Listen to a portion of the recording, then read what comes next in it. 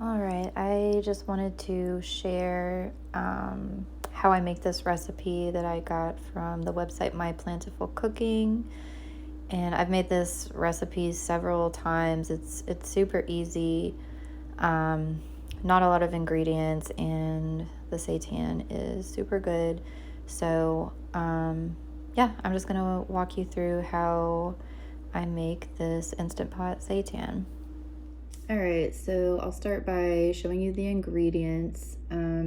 It just takes a few things. The main thing is going to be this Vital Wheat gluten flour.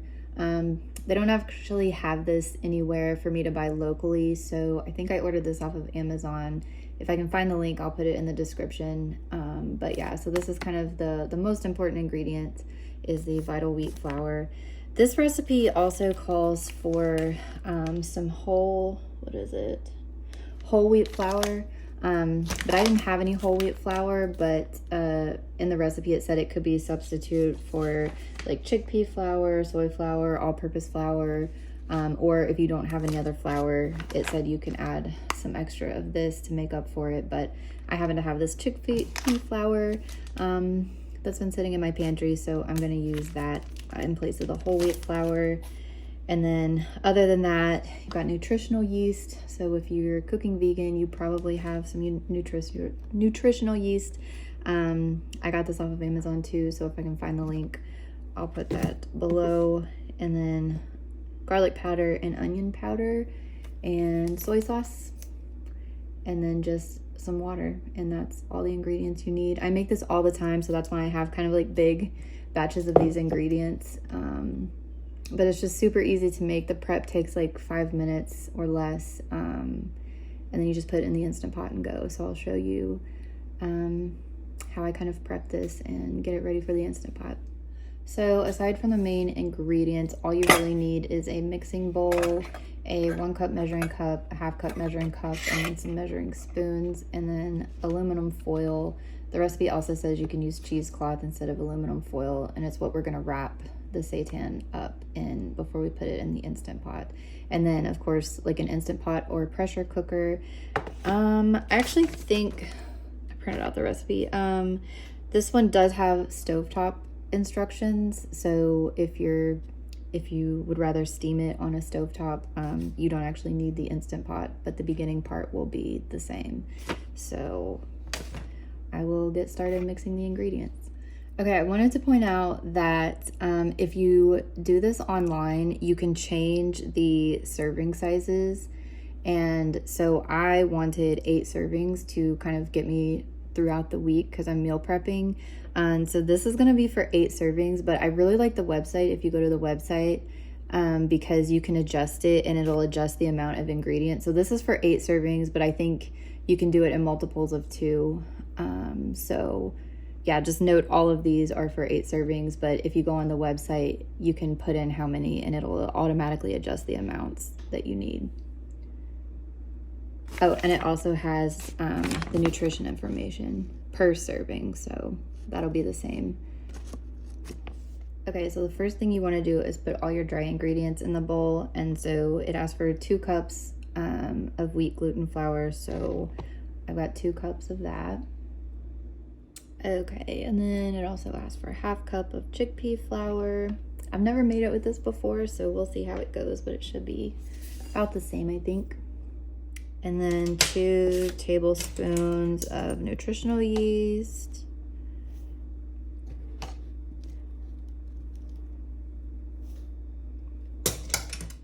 All right, and then 2 teaspoons of garlic powder and onion powder. I don't know if I've ever made a batch this big either with this many servings, but hoping it'll turn out fine. And then once you have all the dry ingredients, just stir until they're all well mixed. All right, and then you add the liquid ingredients. So this calls for 4 tablespoons of soy sauce.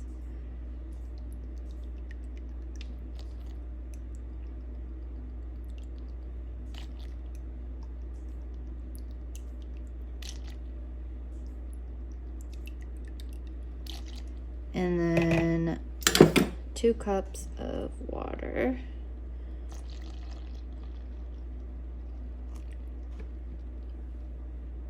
And then I'll add 1 more. All right, so here's the 2nd cup. And then you stir it up and it should start to form a dough, hopefully. It says you may need to add more water, but I don't think I've ever had to add more water. But once it starts getting pretty doughy, you have 2 options. You can either knead it for just like 15 seconds if you want a softer seitan, or you can do it for up to a minute if you want one that's a little tougher. So I am gonna start doing that.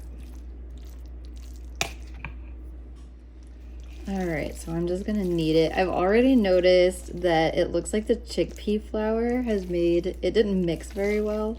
So I'm gonna try to get these little clumps of it mixed up, but I don't want it too tough. So yeah, we'll see how it goes. Just gonna do this for about 15-20 seconds just to get those clumps broken up. Okay, so in the future, I don't think I'll use chickpea flour. If I'm out of the whole wheat flour, I'll probably just use extra of the vital wheat gluten, because there were quite a few of those chunks in there, but I think I got most of them out. So the next step is just to put it on some aluminum foil and kind of mold it into a log and then wrap it up. And it's gonna expand a little bit in the Instant Pot, so this is just normally how I do it. And then it'll just kind of form to this mold. And actually, I'm probably gonna get another piece and put it over the top. So yeah, I'll do that real quick. Okay, so I've got it all wrapped, and you just wanna have it all covered because it's gonna steam in here. So next step, I will move over to the Instant Pot and show you what to do there.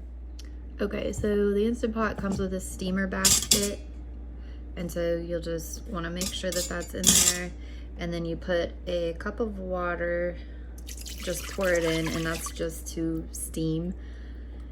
And then you just take your loaf. Ugh, this is a bigger one. Yeah, I think the one I normally make is about half this size. So put the loaf in there, put the lid on. Make sure that it's set in the closed position. And then you want to set it for 40 minutes. So you'll push manual, and I think it says 40 minutes. Yeah. On high pressure, and then you should be good to go.